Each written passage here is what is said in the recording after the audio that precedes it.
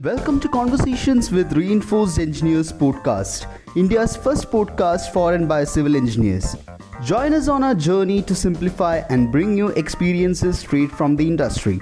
This is your host Gokul G. Kumar along with co-hosts E.S. Krishnaram and Padmadeep Joshi. So let's jump right into it.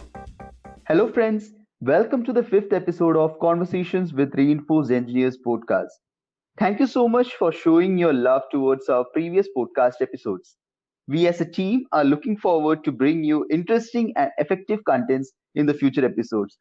So if you have any suggestion for future episode topics, please let us know at cwrepodcast@gmail.com, or you can also convey this through eskrishnaram.com. So our primary speaker for today's discussion is Krishna. Because he's too much into investing, he will mostly be sharing from his recently published article, which is about his 5 years of investing journey. He will have a lot of story to tell from his 5 years of investing. So Krishna, what's your initial thoughts when you started investing? Hello guys, I actually started investing back in May 2015, but my experiences with investing go even way back, but I don't think that would be relevant to the discussion here. But I have always found that I had this interest towards investing, finance, stock market, especially. I guess a lot of people would be, because it is very lucrative. You get a chance to make money over there. So finally, I was doing my BTech. As any young dude doing his engineering, I was also trying to make a quick buck, and I thought maybe stock market would be the way forward to do that.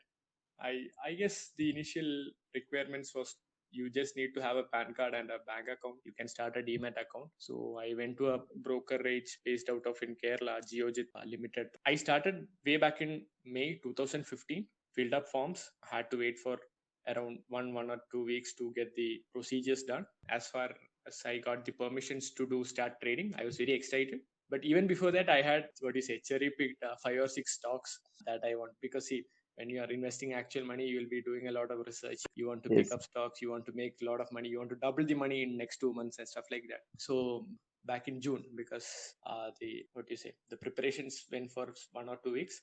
So I finally invested my first tranche of money on June 10th. That was a Wednesday in 2015. Those were in 6 companies, I believe. And that amount was somewhere around 22,500 that I collected for the past 6 or 7 years. Like pocket money, you go to some aunt's place, she'll give you some 500 rupees, I'll save that.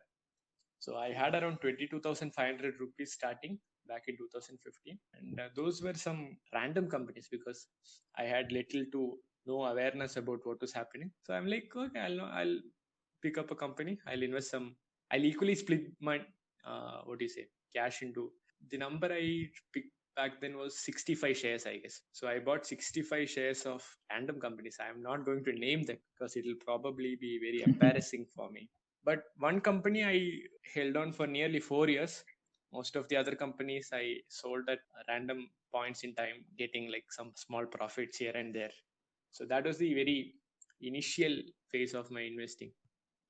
Yes, Krishna, even I started investing in stock market 2-3 years back. You know that. But I never had a lot of money there. So whenever a need comes to me, I used to withdraw funds. So whether I am getting profit or loss, I didn't care about that. But later I realized that what I did was big mistake. And now also I'm learning from my mistakes. So I have never explored mutual fund as an option. But now I have realized that it's also important, and I have started investing in SIPs. As an investor, when we start our journey, it's always a learning process and it takes time to get into track. So, PD, would you like to share your experience?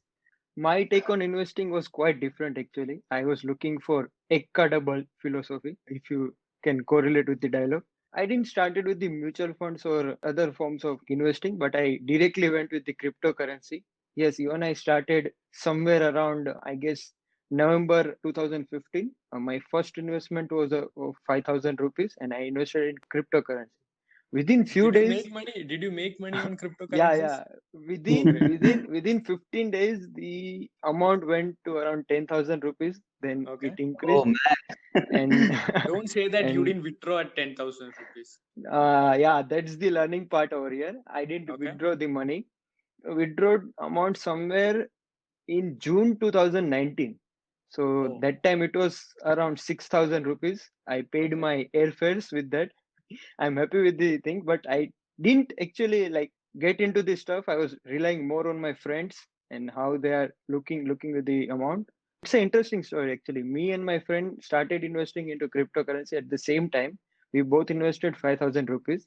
Now he has a portfolio of more than 2-3 lakhs. I don't know, but I withdrew the amount at 6,000. So yeah, that was the learning. After that, I went with the conventional thing, that is the mutual fund. While you were explaining the journey, Krishna, I remember you wrote one article on investing as well. So Yes, yes, there you have mentioned that why we need to start early. So exactly. Yeah. I think we all were trying to start in early in our career, but still we went till the third year of our engineering. So Mm. what is your take on that? So you might have already heard this quote: compound interest is the eighth wonder of the world. He who understands it earns it, and he who doesn't pays it. So one of the, what you say, most interesting aspect about investing is that time is a very big factor in your investing journey. It's a very long term game, and I don't think you will be able to make very reasonable kind of returns on a short frame. See, we are very mortal beings. We can live for 100, 200 years. What we have is a very limited time frame to grow this wealth, right? If you start with a very small amount, because we'll be starting with a very small amount, right? We just got a job, we are having a fixed salary, we have other expenses as well. The amount that we get to set aside for investing would be very small.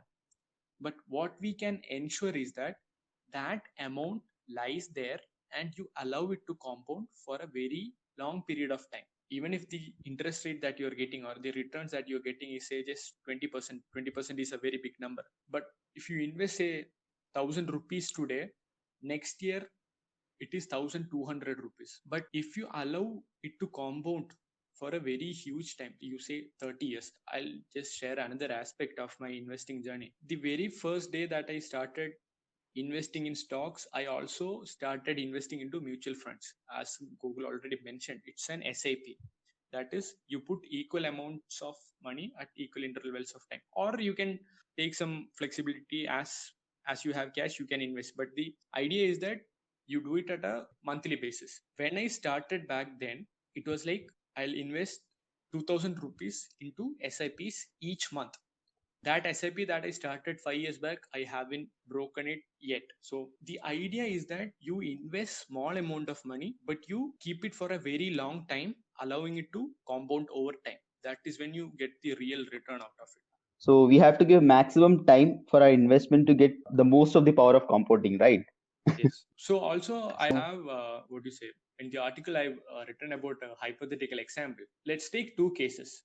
First case, say Krishna, he invested rupees 2,000 rupees per month until say age of 25. Then by the age of 25, he would have already invest 1,68,000 rupees. Assuming a return of say 12 percentage on a monthly, like on a yearly basis, that 1,68,000 that he invested over 7 years would have grown to 2,63,950. So after that, he stops. He's not investing anymore. Okay.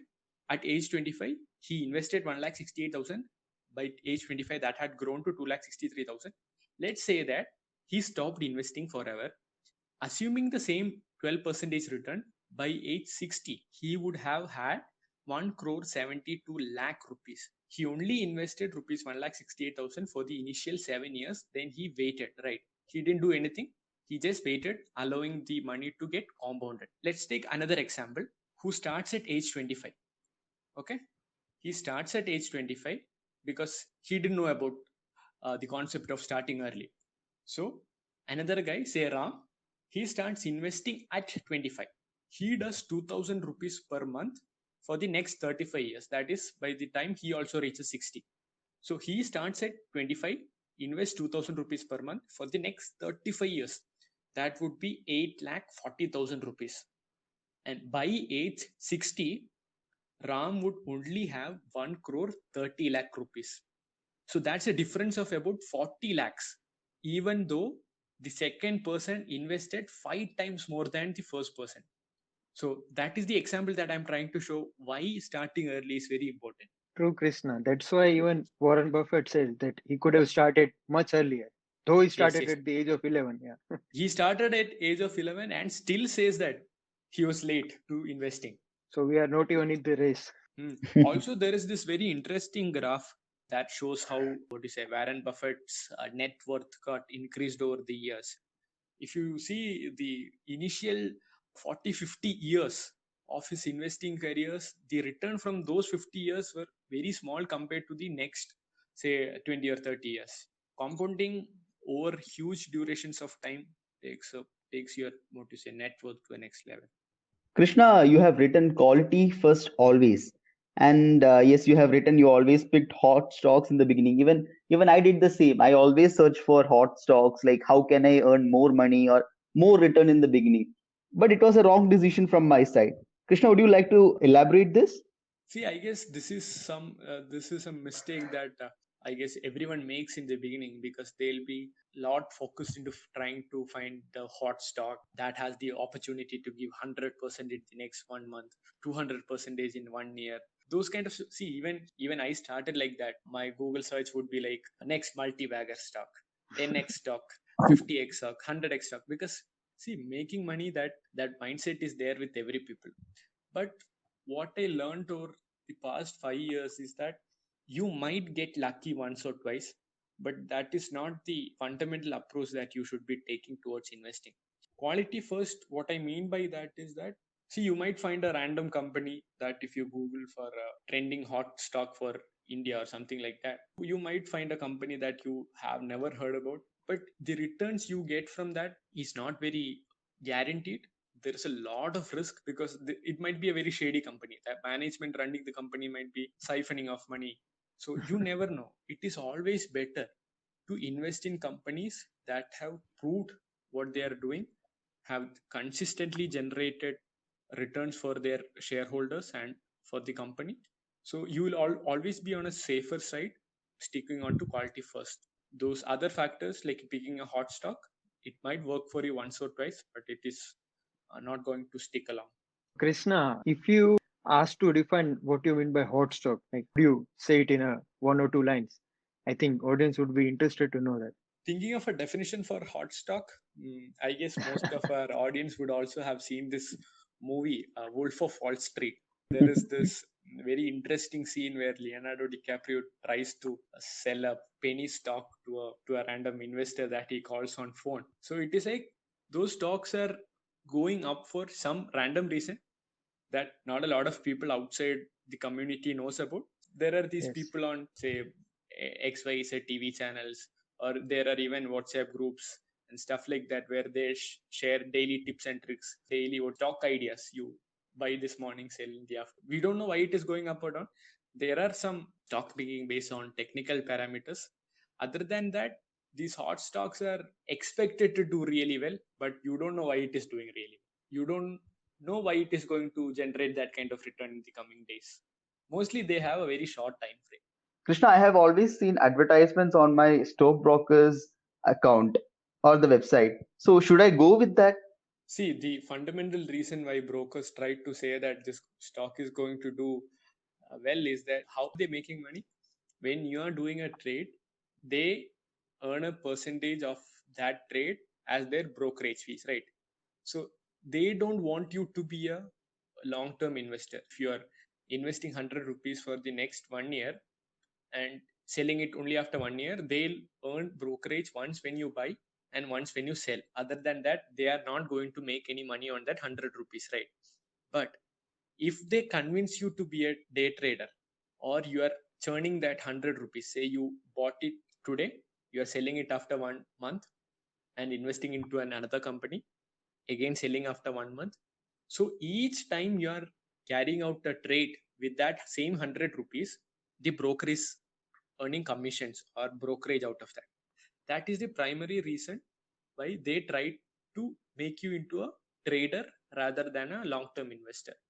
But the other side of the thing is that when they are asking you to buy into a specific stock and they are consistently giving bad stock recommendation, their client won't be what do you say, trusting in them, right? So they are also doing some kind of research. There is technical analysis and stuff like that. They are also doing some kind of research in the background, and then they are trying to suggest their clients to invest in that stock, because they don't actually want you to be investing in a bad stock and you losing money in that. So True, true. I would say that it would depend upon your, depend upon your requirement, because ultimately either you win, either you get some money or you lose some money, but the broker is only going to win money out of that. He is not going to lose anything. So even if he is suggesting something, I would say don't blindly buy that or sell that stock just because he's recommending it. You do your own study before taking any action. Okay, okay. The brokerage concept for me is quite different. I hired a broker just to help me out with the process. The process is like I'll be suggesting when to invest, how to invest, and what amount to invest, and he'll be helping out with the other formats, filling of the form, or say like buying of the shares. I think Krishna rightly mentioned this thing also. It is up to you then how you want to take up the process. So I prefer to have my broker next to me till I am confident even to file my own shares and SIPs. In the long run, it is always better to have your own analysis and things to look after. So, Krishna, we are all going to join a company future. So, what is your advice to those people? How much should they invest? How much percentage of their salary should they invest? Okay, so I'll answer that question in two forms. First one would be as a fresher who did not have much money, like, because see, even I am yet to earn, right? But even then I managed to invest in those stocks and equity mutual fund and stuff like that for the past 5 years. So my advice is that saving and investing should be a primary concern. People have this idea like, okay, I'll spend for whatever things I want to spend for, and then if there is something else, I will save it. I would say the approach that you should be taking is that you save first, and then whatever is left, you make expenses out of that. For a salaried person, see, it is purely based on the individual's capacity and requirement. Maybe I might be having an education loan, maybe someone might not be having. So in that case, he might be at a better position to put more into his saving or equity or anything of that manner, right? Somewhere around 15 to 20 percentage would be a very good number, I would say. Yes, Krishna. I think saving up to 20%, it's a huge challenge in current days. Even I prepared a beautiful matrix back in March because like we were supposed to join by April. Earlier, I was expecting to save somewhere around 30%. 10% Okay. will be the liquidated amount in form of cash. I'll be putting somewhere in my bank account or Great. something like that. And another in form of mutual funds. Mhm. While I was preparing the entire graph, surprisingly, the expenses were boosting up to 50%. Mhm. So that was the biggest hurdle for me.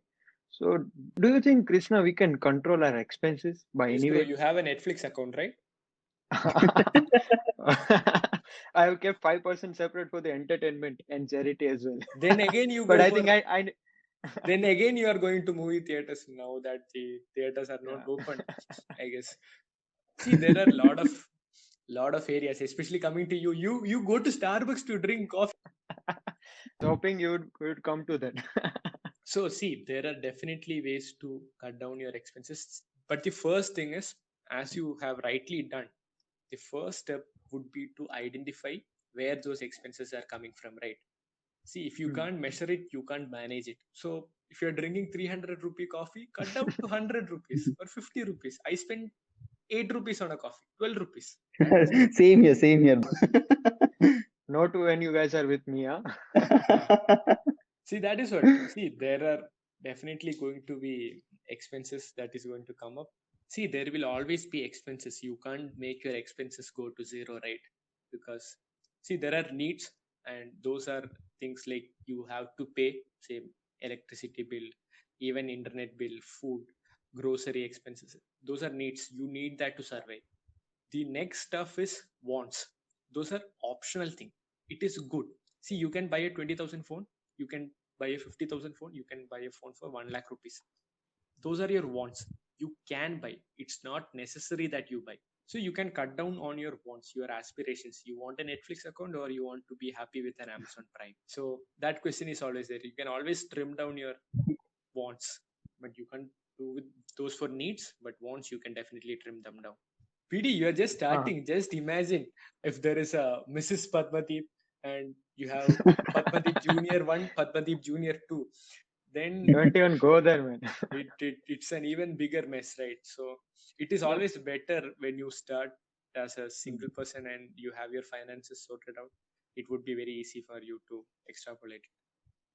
But one very interesting thing happened during the lockdown is I even planning to keep a separate amount for learning part as well, Great, because great, great. now you know that lot many challenges coming when it comes to learning. Mhm. And after we graduated from a PG college, now you know that there are lot more things to learn.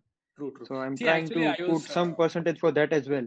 yeah, I was reading this book, The Richest Man in Babylon.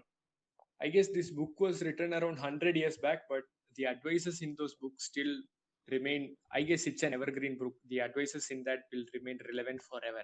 What that, see, the entire book is predicated on one aspect. It says 10% of what you earn should go to you. I'll repeat that. 10% of what you earn, you should be investing in yourself. That might be in term of, say, buying more books to read, investing in for education, gaining knowledge, anything. If you can make that happen, 10% of what you earn, you invest in yourself, you're going to be in a very great position. So PD, what are you in, like when you said that you are investing in yourself, what form is it like? If you talk specifically about the learning part, so before the lockdown, I never actually thought about it. So if I'm making purchase, say a purchase of a book set, or if I'm making a purchase to buy a new headset for recording a podcast, first I always used to think I don't have money for this thing. But when it comes to coffee or a movie, I never used to actually thought about it. Yeah, I already had a budget, I already had the threshold limits, but I didn't had a specific benchmarks to do things. So like when I was taking my CAPM exam, I was not sure that how I'm gonna come up with the amount. Cost was somewhere around 18,000. Then luckily I got the scholarship. That's a different story. But initially there was this barrier. So now I'm planning to keep even the learning part as my portfolio. So it doesn't end up going for loan very unplanned. So that was the initial plan. Great, great. Thanks to your articles. True, PD. What you have said is absolutely correct. The learning part is also a much important thing we should consider. Yeah, PD, you talked about your expenses, but Krishna, what do you think? How much amount should we keep in our bank account for some emergency allocation? Because we invest in stock market, we invest in other instruments. There are chances that if an emergency comes to us, we won't be able to liquefy that fund as early as possible. So, what is your take on that, and how should we consider that thing? I can just to say speak from the experience of reading books and stuff like that. The ideal range would be 3 to 6 months of your like monthly expense. See, if you're having a monthly expense of rupees 1 lakh, it is better that you have 3 to 6 lakh rupees lying in your bank account for any unseen kind of emergencies. Maybe you have a what you say unexpected hospitalization or something like that happens, or maybe your car broke down, very big expense for repair and maintenance. It is better that you have some kind of cash lying around for an emergency expense, that so that you don't have to withdraw from portfolio. So, Krishna, what exactly do you mean when you say case is a king? From your entire article, this was very catchy for me. I think you already mentioned that I have to keep a separate amount in time of crisis, say for 6 months or 7 months. Yeah. But what exactly you mean by that? See, this would be an addition to what Google has already asked. One thing is maintaining an emergency fund so that when you are in an emergency, that cash will do wonders for you, right? So that is one part. What I meant by this statement, cash is king, is that especially with respect to an investing framework, is that see, I was 100% invested all the time. If I had 1 lakh rupees, the entire 1 lakh rupees was invested in the market, maybe into stocks or mutual funds, the 100% of the fund, 100% of the time. But what happened is that, or what I understood is that you should also have a percentage of your portfolio in cash. That is, say if I'm maintaining 10% as cash in my portfolio, for 1 lakh rupees, that would be 10,000 rupees. I would be maintaining it as cash. And when a situation comes, see, there are always opportunities in the market. Say recently, due to the crisis and all, stock markets fell down by a lot. But the issue is that my entire portfolio went down and I was not having any spare cash to invest at that lower time. So you are actually losing that financial opportunity to average down when the market is down, because you did not have any cash lying around, right? So I would say you should not be entirely invested. There are people who do that, and there is no issue in that. But if you have some cash in the portfolio that you can invest at any time, it would be a huge opportunity when the market goes down or something like that happens. It will also act as a contingency fund, we can say. In emergency, Yeah, we can because use that. if you needed a small amount of money out of an emergency, you should not be waiting, okay, is this the right time to sell this stock and get that money out of the portfolio?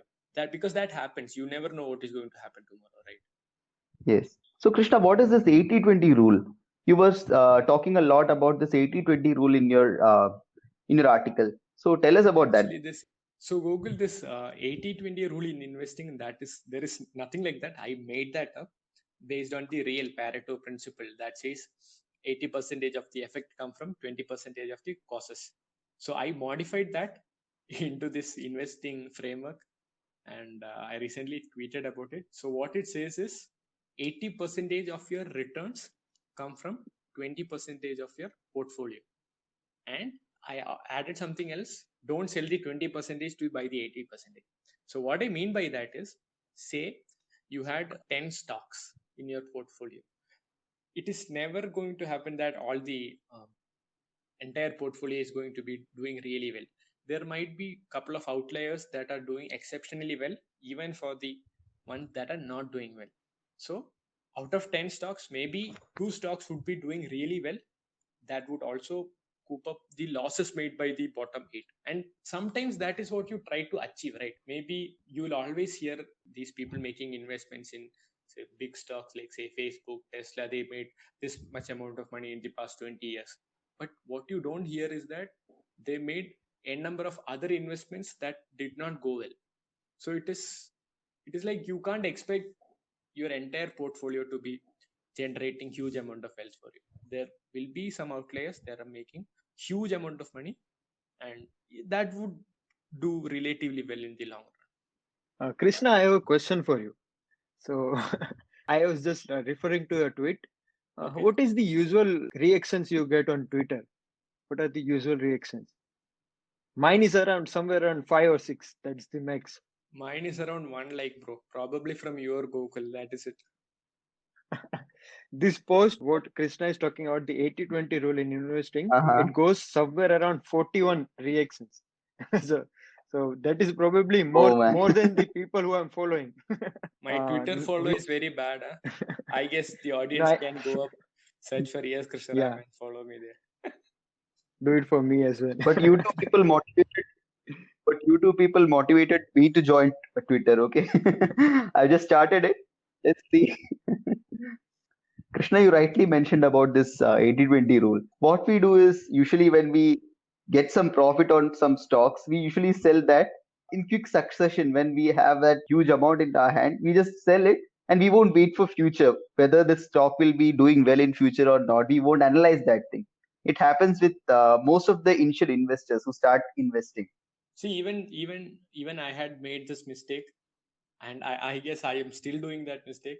So the second part of the 80-20 rule in investing is that you don't sell the 20% to buy the 80%. See, what happens is that when you see that some of your stocks are doing good, some of your stocks are doing bad, you think that, okay, I have some profit here, I'll sell off the entire thing and buy the companies that are in loss. You're thinking that you're averaging down, but ultimately it's going to do more harm. See, I have heard a lot about stock market being too much volatile. People usually, they don't take interest in investing in stock market, as most of their initial investment journey is always ruined because of some of the decisions what they take.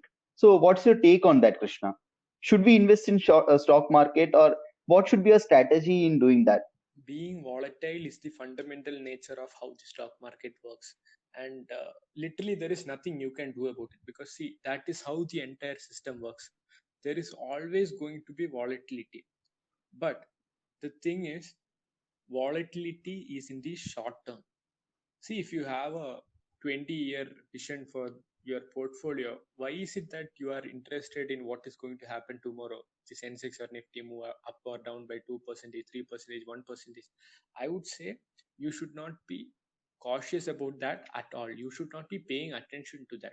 But that being said, it is very difficult for a person to see, say, your portfolio falling by 20% in, say, 1 or 2 months. That is very difficult for a person to hear. It's mostly about what the person is going through. It's mostly about how you are reacting to what is happening to your portfolio, what is your behavior, and it's basically psychological, right? But even if you know that you're in it for the long run, you feel you feel stressed when you see that uh, markets reacting very volatility, markets reacting very violently towards a news or something like that. But ultimately, it's going to be there. The only thing you can do is that if you are buying a stock or a share with conviction that you expect it to go to XYZ in, say, 5-10 years, you stick to the entire course, because you never know. Company might not give, say, much return for the next 3 or 4 years and then have one brilliant year after 6 years. So you'll never know. You can say that you identified the stock, but if you're not going to stick with it, you sold off after 3 or 4 years, you are losing the fifth and sixth year, then you are not making much return, right? So it is volatile. There are huge price swings here and there, but those mostly happen in the short term, and in the long run, it is fine. You can just ignore the noise around the short term volatility. True, Krishna, this thing happens, and most of the investors, what they do is they shift towards FDs. Again, they shift towards FDs, but they don't know what is happening in FD. They are getting merely five to six That was way percentage of back. profit I mean, on there. people used to get 5 and 6%. Now I guess it is somewhere around 2 or 3%. Yeah, now it happened. Yeah. But So, that being said, very good. I'm not saying that FDs are bad investments, because see, it depends upon the risk taking capability. Say you are a 65-year-old guy, and you have this pension amount that you got, and your life saving. You don't want to gamble in the stock market, right? Because you need fixed income. You know that you are not going to buy a car, or you don't have much expenses lined up. So for that kind of a person, fixed deposits might be a great instrument. There's nothing wrong in investing in fixed deposit.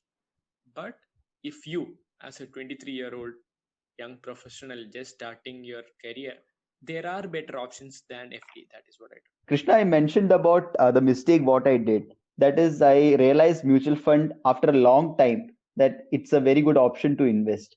Had a lot of advertisement on TV that mutual fund sahi hai.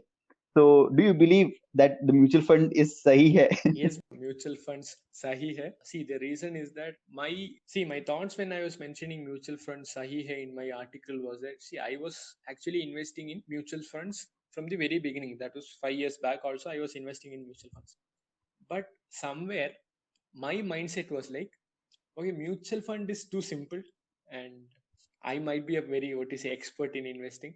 So I need some action. So why not I pick my own stocks? Right. That was the mindset that I was having. I thought I need to see some fireworks. I need to see some action in my portfolio, and I'll pick my stocks.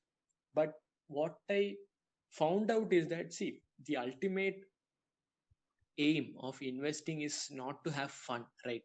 You it is not the stock you pick got 30% in 1 year. You are not investing to satisfy yourself. The reason of investing is to generate returns. Mutual funds are a instrument or are a platform that has been consistently delivering returns without much of the risk that is associated with individual stock picking. So your aim of investing should be to make returns. Mutual funds are a great platform. True, Krishna. I realized it after a long time. Then I started investing in SIPs. I'd say Krishna was always my mentor for that also. I always ask Krishna what stock I should invest on or what mutual fund I take. So he has always been a good mentor to me. So, Krishna, would you like to share some of the mistakes you committed while doing your investment?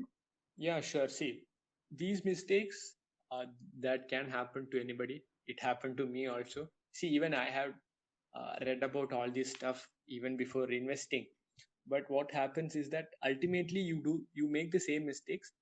But the thing is that you study from those mistakes, right? Because if you made a mistake and you found out that, then you will try not to make a mistake rather than reading, okay, someone else made this mistake. It is very what do you say, it is nearly impossible for you to avoid that mistake just by reading someone else made that mistake. So I'll share some of the mistakes that I made. The first one is not diversifying enough. What do you mean by that? See, I've already mentioned I was 100% invested in equities. I never tried any other asset classes. See, there are, as PD already mentioned, you can invest in debts. Those are like corporate bonds, government bonds. Those give fixed returns. And there isn't much volatility associated with it. But the returns that you get when compared to equity would be low. I'm like, okay, equity gives higher returns. I'll always invest in equities. But as an 18-year-old or a 19-year-old, that was fine. But going forward, that would not be a very good decision on my part. So not diversifying enough is one. Then another one would be not exploring other instruments. These again say includes, say, investing in gold, not physical gold. You can buy digital gold now. ETFs, REITs, real estate investment trust, then exchange traded funds, bonds. Again, with the unpredictable nature of the market, it is always best that you diversify among multiple asset groups beyond equities, so that, see, some might be giving lesser returns when compared to equity, but it would be adding much needed stability to your portfolio in the long run. The third mistake that I had been doing was portfolio churning. And what do you mean by portfolio churning? It is over trading. Like I mentioned the case about, say, the broker asking you to be a day trader, trying to bombard you with stock recommendations and stuff like that. See, I had at one point traded a lot with the money that I had. Say, even if I had, say, around 50,000 rupees in my portfolio, I used to trade with that 50,000 rupees on a monthly basis. Maybe I had a turnover of 50,000 rupees every month. That is generally not a very good strategy for the long run. So, portfolio churning, you find very good quality companies that are consistent compounders, you invest them, and then you forget it, right? Warren Buffett once said, like, your thought process should be like, if you invest in a stock and the stock market goes closed for the next 10 years, you should not be worrying about that. So that is one thing, portfolio churning. So, Krishna, when you were talking about the instruments, I was actually very curious to know this thing.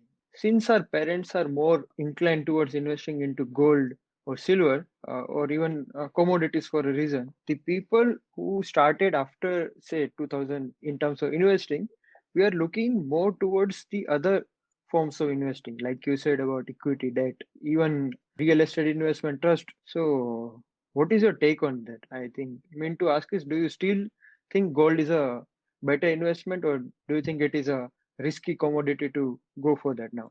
Yes, PD. See, I always believe that gold should be a part of your portfolio, and I guess gold would always be relevant because, see, gold is been here for around the past 4,000, 5,000, 6,000 years, and it will still always be there because people around the world understand that gold has some intrinsic value, and it is always going to be there. See, the returns you get from gold might not be that great when compared to equity over long periods of time, but it is definitely going to add some much needed, what you say, stability to your portfolio. And it is very liquid, right? It is not that volatile when compared to other equities. Okay, Krishna, now you can continue about your mistakes. You were telling that. Yeah, so another mistake is trying to invest in penny stocks. So what are penny stocks? Penny stocks are something of an American terminology. It is like companies that are trading less than $1. So see, the thing is that we feel that, say, a company trading at rupees 1000 is very expensive, and a company trading at rupees 20 is cheap. And if you had 1000 rupees to buy a stock, you probably won't buy a stock worth rupees 1000. You'll buy a stock worth rupees 20, so that you feel that you have some 50 stocks, right? So that was one mistake I made in the initial years, because my Google searches would be like best stock under 50, best stock under 100, best stock under 200. And it is not that there are no good stocks under 200, but it's a flaw in the thought process while picking stocks. We believe that it was a very healthy discussion and hope you got a good idea about investing. And we also discussed about what are the common mistakes done by us in our initial investing days. So, would you like to add something as a concluding remark, Krishna? See, the experiences that I've shared, I do agree that 5 years of investing is not a very big amount of time in the market. But compared to another 23-year-old, 5 years of investing is a big amount of time. So, what I would like to share to you is that if you want to learn the craft, the art of investing or the craft of investing, I would say you should also be making these mistakes and studying from that and learning from that. Make mistakes in the beginning, because see, even if I lost some 50,000 rupees in the stock markets, it is fine, I can manage it. It is not like a very big deal right now when compared to, say, you losing 50 lakhs when you're at age 40, right? So I would say you make the mistakes in the beginning when the stakes are low. I guess that's mostly from my part. I was sharing my brief experiences in the investing spectrum over the past 5 years. I guess there would be people out there who had also had investing experience. So why don't you share your story or share your thought process, some mistakes that you made that was not mentioned here, something you would like to add? Please do share them in the comments. We'll be responding to each one of them. So I guess that is it. So, thank you, Krishna, for your concluding remarks. So, guys, we call it a day today. And thank you so much for listening to us. And have a nice day. Thank you for tuning into this week's episode of Conversations with Reinforced Engineers podcast. Hope you found value in the discussion and do tune in for next episodes. And in case if you haven't already, don't forget to subscribe to the podcast for updates on future episodes. Thank you once again and have a great day.